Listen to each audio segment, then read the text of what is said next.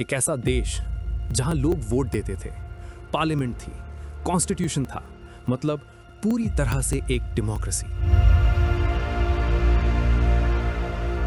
अब सोचो, वही देश कुछ ही सालों में कैसे एक ऐसे सिस्टम में बदल गया जहां सिर्फ एक आदमी का हुक्म चलता था।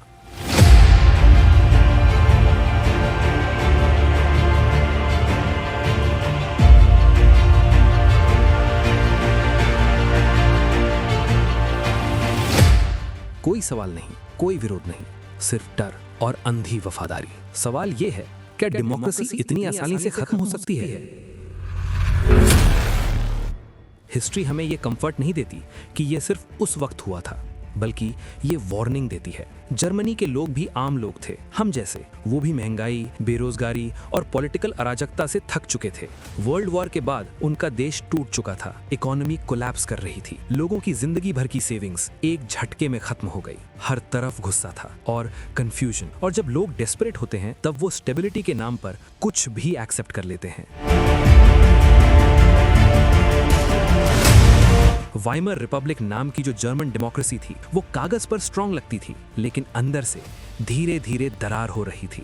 इमरजेंसी लॉज, राजनीतिक झगड़े और लीडर्स का पावर के लिए कॉम्प्रोमाइज, सब मिलकर सिस्टम को कमजोर बना रहे थे। डेमोक्रेसी एक दिन में नहीं टूटती, वो धीरे धीरे घिसती है, बिल्कुल चुपचाप।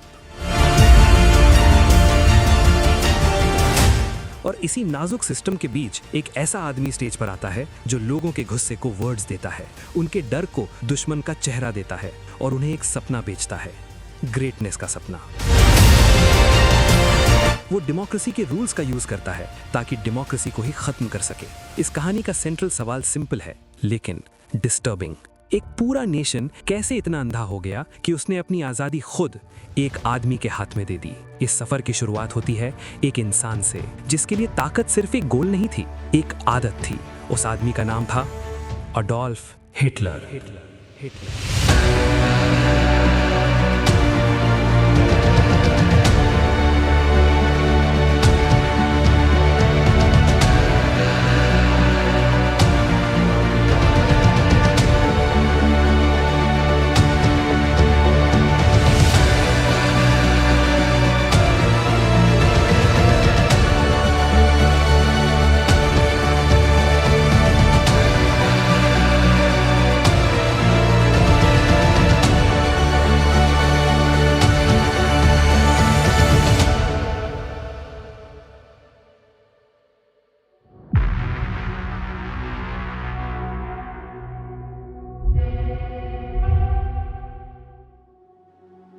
April 1889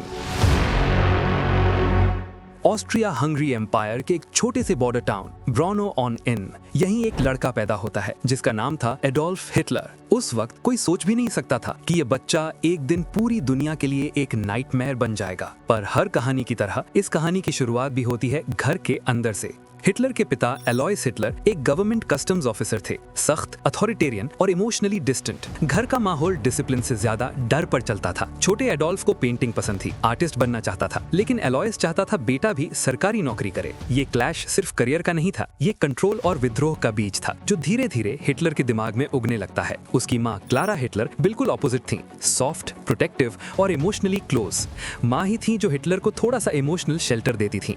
जब 1903 में हिटलर के पिता एलॉयस हिटलर की डेथ हुई, हिटलर को लगा शायद अब जिंदगी अपनी मर्जी से जी पाएगा। लेकिन 1907 में जब उसकी माँ कैंसर से मर गई, तब जैसे उसकी दुनिया ही टूट गई। ये लॉस उसके लिए सिर्फ इमोशनल नहीं था, ये उसकी लोनलीनेस को और गहरा कर गया। उसी साल हिटलर वियना चला जाता है एक सपना लेकर, आर्टिस्ट बनने का। लेकिन यहाँ पे रियलिटी ब्रूटली सामने आती है। Vienna academy of fine arts उसे रिजेक्ट कर देती है, एक बार नहीं 2 बार। जजेस कहते हैं टैलेंट है, लेकिन इंसान ड्रॉ करना नहीं आता। ये रिजेक्शन हिटलर के ईगो पर सीधा वार था। उसके लिए ये सिर्फ नाकामी नहीं, बेइज्जती थी। अगले कुछ सालों में हिटलर गरीबी में जीने लगता है। होमलेस शेल्टर्स, सस्ते हॉस्टल्स और पोस्टकार्ड्स बेचकर गुजारा करता है। वियना जैसे शहर में जहां अलग अलग कम्युनिटीज साथ रहती थी, हिटलर अपनी फ्रस्ट्रेशन का जवाब बाहर ढूंढने लगता है। उसके नाकामी का रीजन वो खुद में नहीं बल्कि सोसाइटी में देखने लगता है। यहीं से उसके दिमाग में नाराजगी, अहंकार और दूसरों को जिम्मेदार ठहराने की आदत धीरे धीरे बनने लगती है। इस स्टेज पर हिटलर न लीडर था न पॉलिटिशियन, वो सिर्फ एक फेल्ड आर्टिस्ट, गुस्से से भरा हुआ कंफ्यूज्ड यंग मैन था, जिसका फ्यूचर अंधेरा था और जिसे खुद नहीं पता था अगला कदम किस तरफ तरफ जाएगा।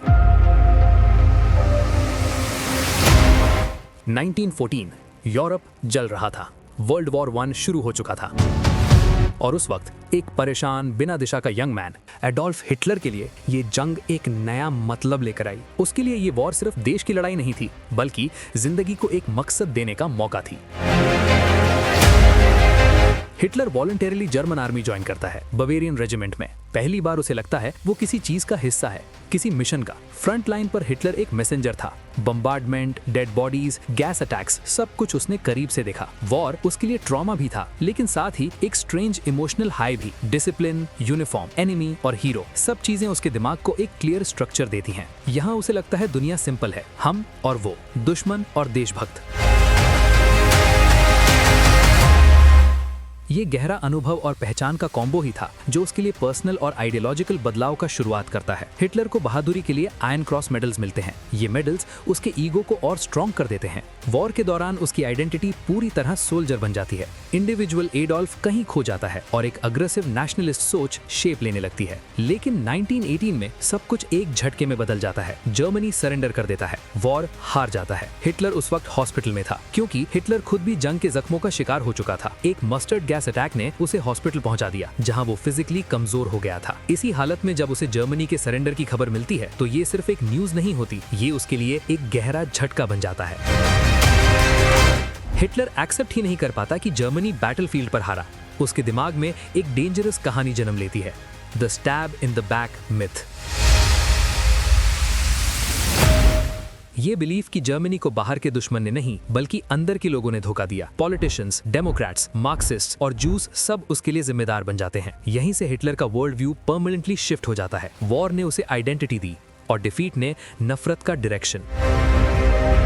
वर्ल्ड वॉर 1 के बाद म्यूनिक एक शहर नहीं, एक प्रेशर कुकर बन चुका था। सरकार वीक, इकोनॉमी ब्रोकन, स्ट्रीट्स पर रोज प्रोटेस्ट, कभी कम्युनिस्ट्स, कभी राइट विंग मिलिशियस। डेमोक्रेसी सिर्फ नाम मात्र थी। लोग कंफ्यूज थे, किस पर भरोसा करें, किससे नफरत करें, ये किसी को क्लियर नहीं था। और जब सोसाइटी इतनी अनस्टेबल होती है, तब आइडियाज भी एक्सट्रीम हो जाते हैं। इसी म्यूनिक में 1919 के आसपास अडोल्फ हिटलर एक और नया रोल लेता है। अब वो सिर्फ एक्स सोल्जर नहीं था, वो पॉलिटिक्स को ऑब्जर्व करने वाला एक एंग्री स्पेक्टेटर था। जर्मन आर्मी उसे छोटी छोटी पॉलिटिकल मीटिंग्स अटेंड करने भेजती है, ताकि रेडिकल ग्रुप्स पर नजर रखी जा सके। आयरॉनिकली यही ड्यूटी हिटलर के लिए टर्निंग पॉइंट बन जाती है। एक दिन वो जर्मन वर्कर्स पार्टी नाम के एक छोटे से ग्रुप की मीटिंग अटेंड करता है। ये ग्रुप कोई बड़ा या पावरफुल नहीं था, बस कुछ लोग, एक हॉल और अंदर भरा हुआ गुस्सा। लेकिन उनकी बातें हिटलर के दिमाग से परफेक्टली मैच करती थी। एंटी डेमोक्रेसी, एंटी मार्क्सिज्म और जूस को जर्मनी प्रॉब्लम्स का रीजन बताना। हिटलर सिर्फ सुनता नहीं, वो रिएक्ट करता है। और जब वो बोलता है, लोग चुप हो जाते हैं।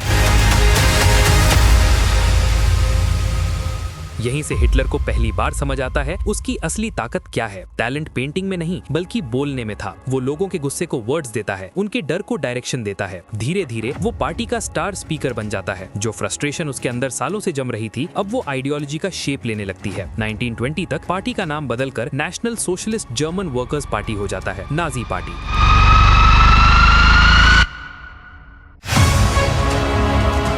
पार्टी का एक क्लियर प्रोग्राम लिखा जाता है, strong nationalism, racial purity, democracy का रिजेक्शन और एक पावरफुल लीडर का आइडिया। यहाँ सोशलिज्म का मतलब इक्वालिटी नहीं था, ये सिर्फ एक टूल था लोगों को अट्रैक्ट करने का। हिटलर के लिए पॉलिटिक्स अब सिर्फ पावर का गेम नहीं थी, ये रिवेंज का ब्लूप्रिंट बन चुकी थी। जर्मनी को शुद्ध करना, एनिमीज को एलिमिनेट करना और एक इमेजिन्ड ग्लोरियस पास्ट को वापस लाना, ये सब उसकी आइडियोलॉजी के पिलर्स बन जाते हैं। म्यूनिक के अराजकता से एक सोच पैदा होती है और अब वो सोच क्लियरली पहचानी जा सकती थी। नाजी आइडियोलॉजी जन्म ले चुकी थी।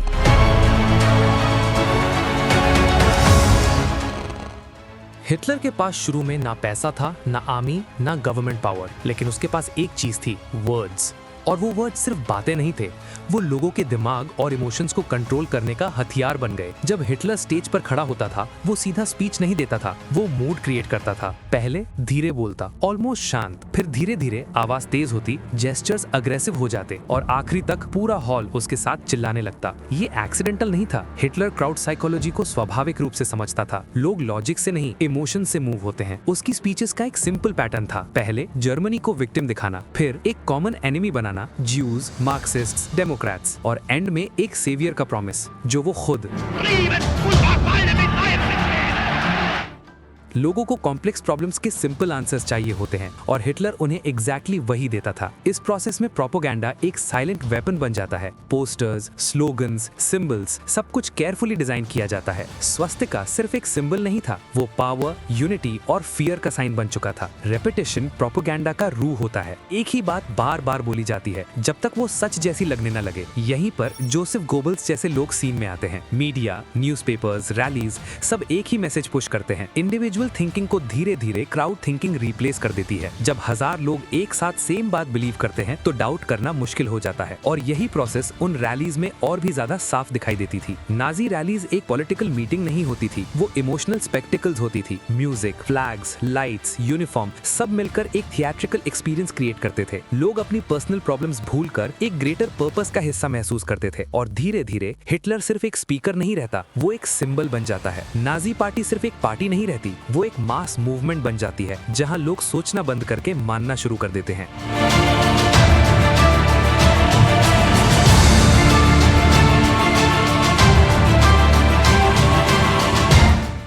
1920s के एंड तक आते आते वाइमार रिपब्लिक नाम की जर्मन डेमोक्रेसी सिर्फ एक स्ट्रगलिंग सिस्टम नहीं थी, वो एक ब्रीदिंग क्राइसिस बन चुकी थी। कागज पर कॉन्स्टिट्यूशन था, इलेक्शंस थी, पार्लियामेंट था, लेकिन ग्राउंड रियलिटी बिल्कुल अलग थी। गवर्नमेंट्स बार बार गिर रही थी, कोएलिशन पॉलिटिक्स ने डिसीजन मेकिंग को स्लो और वीक बना दिया था, लोगों का सिस्टम पर भरोसा धीरे धीरे टूट रहा था। और फिर आता है 1929 का वॉल स्ट्रीट क्रैश। अमेरिका की इकोनॉमी गिरती है और उसका असर जर्मनी पर सुनामी की तरह पड़ता है। फैक्ट्रीज बंद होने लगती हैं, बैंक्स कोलैप्स हो जाते हैं और लाखों लोग ओवरनाइट बेरोजगार हो जाते हैं। एक वक्त ऐसा आता है जब हर तीसरा जर्मन आदमी जॉबलेस था। मिडिल क्लास जिन्होंने जिंदगी भर सेविंग्स की थी, सब कुछ खो देते हैं। कल तक जो रिस्पेक्टेबल था आज सूप लाइंस में खड़ा है। इस आर्थिक पीड़ा के साथ साथ डर भी बढ़ता है। लोग पूछने लगते हैं कि अगर डेमोक्रेसी हमें रोटी नहीं दे सकती तो इसका क्या फायदा। कम्युनिज्म का डर एलीट को सता रहा था और अराजकता का डर आम पब्लिक को। सब स्टेबिलिटी चाहते थे, चाहे उसकी कीमत कुछ भी हो। इसी मोमेंट पर हिटलर और नाजी पार्टी सीन में आते हैं, एक सिंपल मैसेज के साथ, हम तुम्हें काम देंगे, हम जर्मनी को स्ट्रॉन्ग बनाएंगे। No complex policies, no long debates, सिर्फ क्लैरिटी और कॉन्फिडेंस। पब्लिक जो पहले ही थक चुकी थी, इस कॉन्फिडेंस को लीडरशिप समझने लगती है और यहीं पर होती है सबसे बड़ी मिसकैलकुलेशन।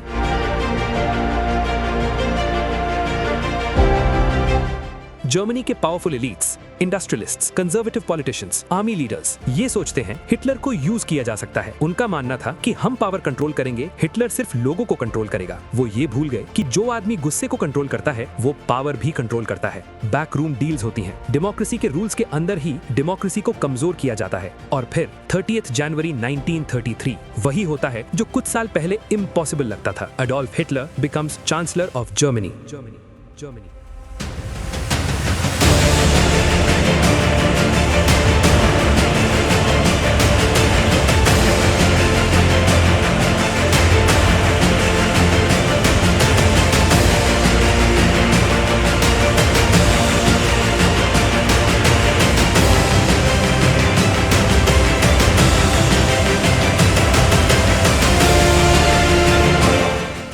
पब्लिक ने उसे उम्मीद समझा, एलीट ने उसे टूल समझा, लेकिन असल में दोनों ने मिलकर एक ऐसे आदमी को पावर दे दी जो सिस्टम को ही खत्म करने वाला था।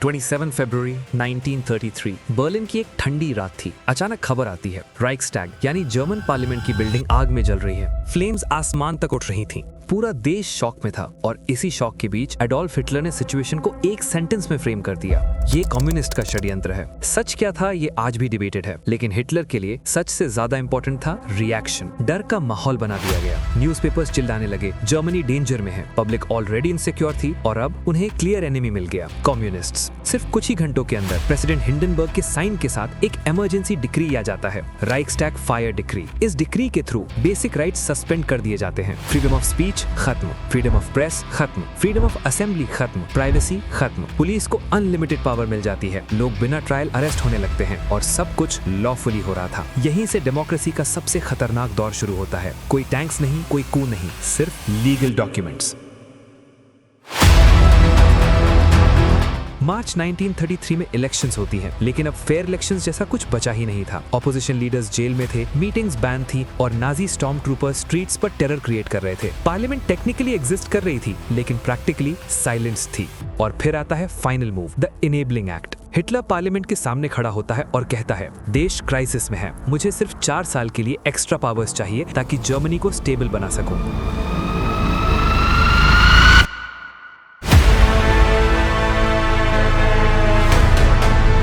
प्रेशर, फियर और प्रोपेगेंडा, इसी माहौल में एमपीज वोट कर देते हैं। इस एक वोट के साथ हिटलर को बिना पार्लियामेंट के लॉ बनाने का अधिकार मिल जाता है। इवन कॉन्स्टिट्यूशन के ऊपर डेमोक्रेसी ने खुद अपनी पावर एक आदमी को दे दी और उस दिन के बाद जर्मनी में कोई डिक्टेटरशिप अनाउंस नहीं हुई, वो लीगली एस्टैब्लिश हो चुकी थी। हर अथॉरिटेरियन रिजीम को एक चीज जरूर चाहिए, एक दुश्मन। हिटलर के लिए भी पावर सिर्फ लॉ से सिक्योर नहीं होती, उसे लोगों के दिमाग में एक परमानेंट फियर चाहिए होता है और इस फियर का नाम दिया जाता है एनिमी ऑफ द स्टेट। ये एनिमी कोई एक इंसान नहीं था, कभी कम्युनिस्ट्स, कभी जूज, कभी जर्नलिस्ट्स, इंटेलेक्चुअल्स, माइनॉरिटीज, जो भी क्वेश्चन पूछता था, जो भी डिफरेंट लगता था। नैरेटिव सिंपल था, अगर जर्मनी सफर कर रही है तो कोई जिम्मेदार है, और नाजी प्रोपेगेंडा ने ये जिम्मेदारी सिस्टमैटिकली कुछ ग्रुप्स पर डाल दी। रेडियो, पोस्टर्स, न्यूज़पेपर्स, हर जगह एक ही मैसेज रिपीट होता रहा, ये लोग तुम्हारे दुश्मन हैं। सबसे पहले टारगेट बने पॉलिटिकल ओपोनेंट्स। कम्युनिस्ट्स और सोशल डेमोक्रेट्स को अरेस्ट किया गया, उनकी पार्टीज बैन कर दी गईं, बिना ट्रायल के लोग उठा लिए जाने लगे। पुलिस और नाजी पैरामिलिट्री ग्रुप्स के बीच कोई क्लियर लाइन नहीं रही, स्टेट और पार्टी एक हो चुकी थी। फिर जुल्म का ये पूरा दायरा और ज्यादा फैलता चला गया। ज्यूज को हर प्रॉब्लम का सिंबल बना दिया गया, आर्थिक बर्बादी, नैतिक गिरावट और राष्ट्रीय अपमान का। और फिर धीरे धीरे उन्हें पब्लिक लाइफ से पुश आउट किया गया, जॉब्स छीन ली गई, बिजनेसेस बॉयकॉट हुए और इज्जत को डेली बेसिस पर क्रश किया गया। ये वायलेंस अचानक नहीं था, ये प्लान्ड था, ये नॉर्मलाइज था। और जब अरेस्ट्स इतनी बढ़ गईं कि जेलें कम पड़ने लगी, तब सिस्टम ने एक और सोल्यूशन निकाला, कॉन्सेंट्रेशन कैंप्स। 1933 में डकाउ जैसे कैंप्स एस्टैब्लिश किए गए। ऑफिशियली ये री एजुकेशन सेंटर्स थे, रियलिटी में ये टेरर के फैक्ट्रीज थे। यहाँ लोगों को ब्रेक किया जाता था, फिजिकली भी, मेंटली भी। ये कैंप्स सिर्फ पनिशमेंट के लिए नहीं थे, ये एक मैसेज थे, स्टेट के खिलाफ गए तो यहीं आओगे। इस पॉइंट पर परसिक्यूशन रैंडम नहीं रही, वो इंस्टीट्यूशनलाइज्ड हो चुकी थी। लॉ, पुलिस, ब्यूरोक्रेसी और आइडियोलॉजी सब मिलकर एक सिस्टम बना चुके थे। जर्मनी अब सिर्फ एक डिक्टेटरशिप नहीं थी, वो एक फियर ड्रिवन स्टेट बन चुकी थी।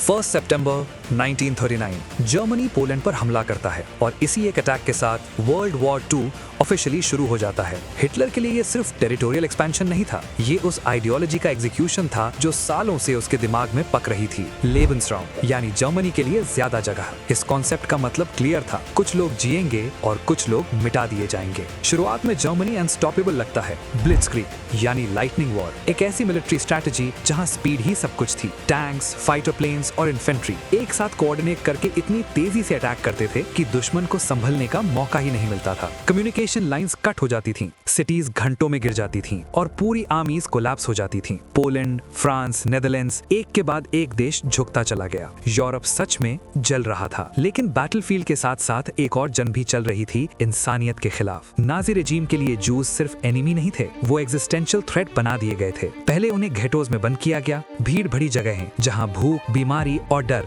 रोजमर्रा की जिंदगी का हिस्सा बन चुके थे। फिर ईस्टर्न यूरोप में मास शूटिंग शुरू होती हैं, लोगों को लाइन में खड़ा करके गोली मार दी जाती थी। ये किलिंग्स चुपचाप नहीं थी, ये सिस्टमैटिक थी। 1942 के बाद जेनोसाइड एक नए लेवल पर चला जाता है। डेथ कैंप्स बनाए जाते हैं, ऑश्विट्ज, ट्रिब्लिंका, सोबिबोर। यहाँ मर्डर इंडस्ट्रियल प्रोसेस बन जाता है। गैस चेम्बर्स, क्रेमेटोरियम्स, नंबर्स के रूप में लोग, बच्चे, औरतें, बुजुर्ग, कोई फर्क नहीं। सिर्फ एक सवाल, यूजफुल है या नहीं। सिर्फ जूस ही नहीं, रोमा कम्युनिटी, विकलांग लोग, राजनीतिक कैदी और LGBTQ+ इंडिविजुअल्स सब इस सिस्टम के शिकार बनते हैं। लगभग 6 मिलियन जूस और कुल मिलाकर 11 मिलियन से ज्यादा लोग मारे जाते हैं। ये सिर्फ नंबर्स नहीं है, ये खत्म हो चुकी जिंदगियां हैं, ये खामोश कहानियां हैं। और जब जेनोसाइड चल रहा था, वॉर भी और ज्यादा विनाशकारी होता जाता है। ईस्टर्न फ्रंट पर लाखों सैनिक मारे गए, शहरों पर जबरदस्त बमबारी हुई, पूरे परिवार मिटा दिए गए। जर्मनी खुद भी धीरे धीरे मलबे का ढेर बनने लगा। जिस देश को महान बनाने का वादा किया गया था, वही देश अब लाशों और बर्बाद शहरों से भरा पड़ा था।